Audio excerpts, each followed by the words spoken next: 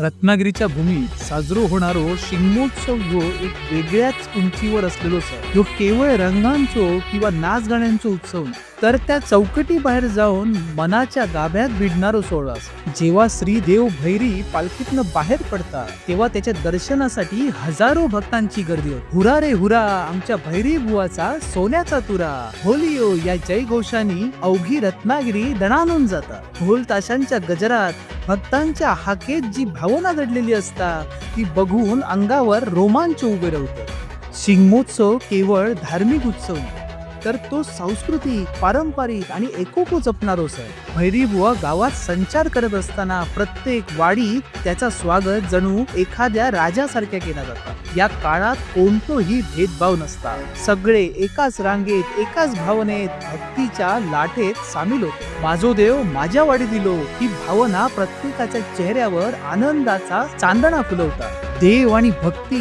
यांच्यातला हा नाता फक्त श्रद्धेपुरता मर्यादित नाही, तर त्या कोकणच्या मातीतला प्रेम, आदर आणि श्रद्धेचो ठेव असा. शिगमोत्सव जरी संपलो तरी भैरीबुवाची कृपा आणि त्याचो आधार भक्तांच्या जीवनात अखंड राहता. संकटात त्याचा नाव घेतला की मनात धीर मिळता आणि आनंदाच्या क्षणी त्याचे आभार मानले की मनात समाधान वाटतं. जय श्री भैरी.